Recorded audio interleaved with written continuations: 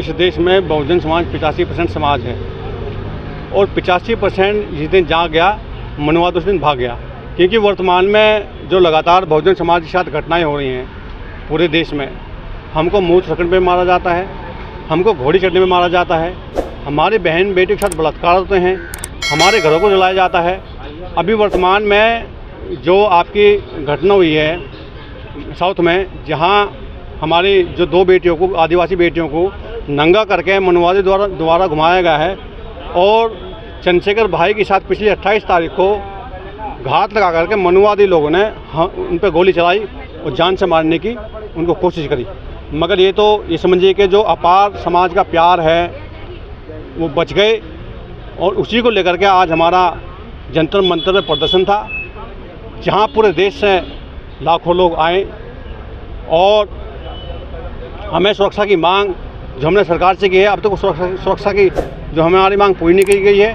3 सूत्र हमारी मांगे हैं, हमने उन मांगों को लेकर के आज जंतर मंतर में प्रदर्शन किया है। सर, ऐसा क्या लगता है चंद्रशेखर जी के हमला करने का कारण क्या हो सकता है?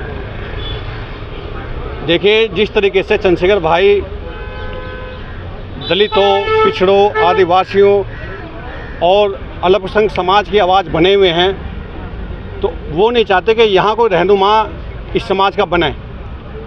उनकी आंखों में कटकते हैं और इसलिए वो चाहते हैं कि ऐसे आदमी को जल्दी जल्दी यहाँ से ख़त्म कर दिया जाए। ऐसे पहले भी तमाम जो हमारे ऐसे योद्धा हैं उनको इस तरह की हत्या की गई है और वो ही नहीं चाहते कि यहाँ कोई गरीबों का मसीहा बने। यही हमला करना चाहते हैं कि वो उसको यहाँ से हटाना चाहते हैं कि समाज की आवाज़ ना उठाए। भाई को गोली लगी है। भाई 28 जून को भाई को कुछ मनोवादी लोगों ने जो है गोली मारकर घायल कर दिया। वो एक शेर है, हम उसी के धरने में आए हैं। भाई को Z+ सिक्योरिटी चाहिए। सरकार क्या कह रही है Z+ सिक्योरिटी के लिए? मनोवादी सरकार है ये तो, अगर मान जाती तो हम यहाँ इकट्ठे नहीं होते। सरकार मान ही नहीं रही। आप लोगों ने सरकार से बात की? जी बिल्कुल बात की। क्यों नहीं सरकार Z+ सिक्योरिटी दे रही है? देखो, उनकी अपनी सोच होगी क्यों नहीं दे रही।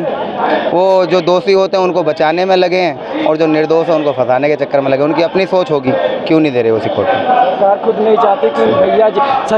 चाहती कि भैया जी को Z+ सुरक्षा मिले, क्योंकि ये नेताओं को, अन्य नेताओं को सुरक्षा मिल सकती है।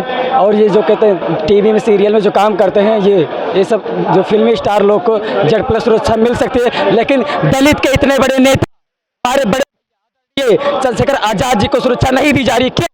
क्यों नहीं दी जा रही है? आप ये सोचने का विषय है। लेकिन सरकार तो कहती है सबका विकास हो रहा है, हम सबके साथ हैं। किसके साथ है सरकार? सरकार किसके साथ है ये बता दीजिए। सरकार किसके साथ है? आप मोदी सरकार तो यही कहती है कि हम सबके साथ हैं, सबका विकास कर रहे हैं। धीरेन्द्र शास्त्री हैं पाखंडियों के साथ।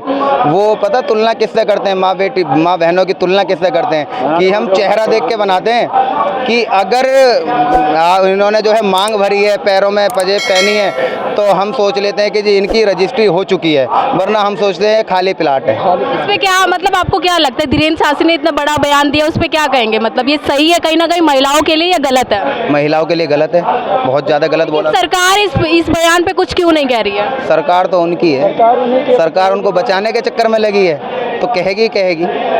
अभी मणिपुर में एक वीडियो वायरल हुआ मणिपुर का, वो आप लोगों ने देखा? जी बिल्कुल देखा। उस वीडियो को लेके ऐसा लगता है जैसे मानवता खत्म हो गई, क्या कहेंगे उस पे? जो सरकार ये कहती है ना, बेटी बचाओ बेटी पढ़ाओ, ये नारा उनके लिए गलत है। उनको तो ये कहना चाहिए बेटी बचा लो तो पढ़ा लो। पहले हम तो बेटी बचा तो लो, उनका ये नारा है। उनको नारा वापसी करना चाहिए, पलटना चाहिए नारा। ये नहीं करना चाहिए कि बेटी बचाओ बेटी पढ़ाओ। उनको नारा ये देना चाहिए बेटी बचा लो तो पढ़ा लो। और मुख्यमंत्री स्मृति ईरानी का भी अभी तक कोई बयान नहीं आया इस पूरे वीडियो पे। देखिए, वो तो कहाँ से बयान देंगी। वो तो एक जो है ऐसी महिलाएं हैं कि बचाने के चक्कर में लगे सरकार को। वो सरकार के आदमी उनको बचाने के चक्कर में लगी हैं, उनको बचा रही हैं। वो उनको गिरफ्तार करें। और देखो, उन्होंने जो है सबके सामने वीडियो जो की वीडियो जो है इंस्टाग्राम, फेसबुक, ट्विटर पे हर जगह चल रहा, आपने भी देखा होगा। आप तभी तो पूछ रहे हैं सरकार उनको बचाने के चक्कर में लगी। वो बयान कहाँ से देंगे? अच्छा सर, क्या लगता है जो मणिपुर में हादसा हुआ है उसको लेके क्या कहेंगे आप? उसको देखकर मणिपुर के हादसे को ऐसा लगता है इसी टुच्चू मानसिकता वाले लोगों को फांसी की सज़ा सीधी बोल दे देनी चाहिए, तुरंत फांसी लगा देनी चाहिए, ताकि आगे ऐसे टुच्चू मानसिकता वाले लोग पैदा ना हो। इसको देखकर ऐसा लगता है जैसे भारत में से भारतीय संविधान ही खत्म हो गया है, दोबारा से मनुस्मृति लागू हुई हो।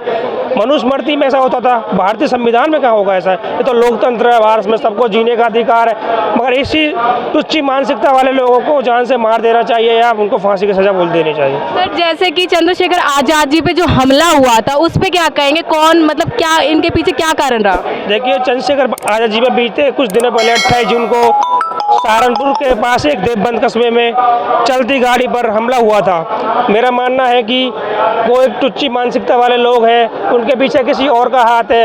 ये सरकार उनको बचाने के चक्कर में लगी हुई है। इसी को देखकर ट्विटर, फेसबुक, इंस्टाग्राम पर आवाज़ उठाई भाई के लिए सरकार ने ना सुनी, इसलिए कि आज 21 तारीख को 21 जुलाई को दिल्ली जंतर मंतर पर इतना बड़ा विशाल आंदोलन तय हुआ है। इससे देखते हैं आगे क्या नतीजा आते हैं। जैसे आप लोग Z+ सिक्योरिटी की मांग करते हैं, अगर सरकार आप लोगों को नहीं उपलब्ध करवाती तो क्या करेंगे आगे?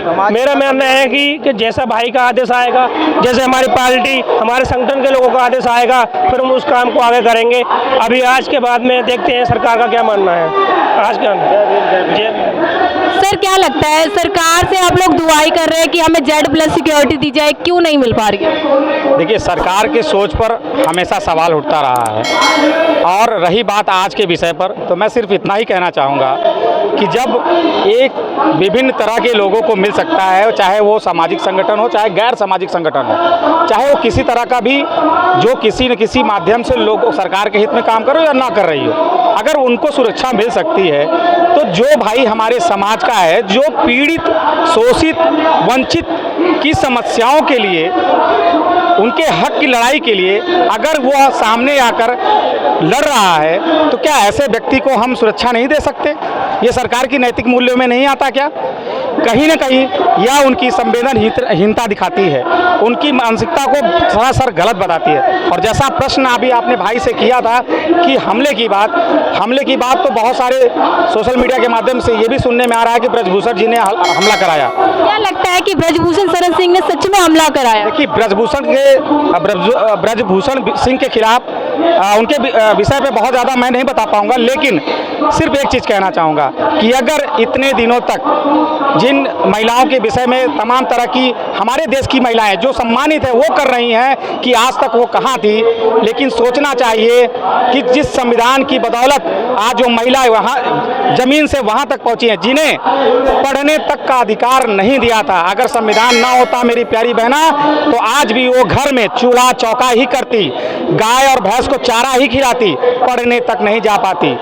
ये कि आरोपी जो पकड़े गए हैं, कहीं ना कहीं कहा जा रहा है कि इसके पीछे किसी बड़े नेता का हाथ है, तो क्या लगता है कोई सरकार मिलके जासूसी कर रही है? देखिए, ये एकदम सिर्फ आपने जो प्रश्न किया बहुत सीधा सा आंसर है, सीधी सी बात है। जिसका वक्त होता है उसी का पल्ला भारी होता है। कहीं न कहीं आज आप खुद सोचिए कि जिस ब्रजभूषण जी की बात कर रहे हो, जो हमारी फोगाट बहनें इतने दिनों से धरना प्रदर्शन पर बैठी थी, क्या उनके हित में कोई भी और समाज का दूसरा सामाजिक संगठन बोला क्या? सामाजिक संगठन तो बहुत सारे हैं, तमाम तरह की सेनाएं हैं, लेकिन क्या किसी दलित वंचित के साथ जब कोई घटना होती है तो ये सेना कहाँ चली जाती है? क्या वो सेना नहीं है? सिर्फ एक भीम आर्मी ही भारत में है जो लोगों के हित की बात करती है, क्यों नहीं और सामाजिक संगठन सामने आती है? क्या उनका नैतिक मूल्य नहीं कहता?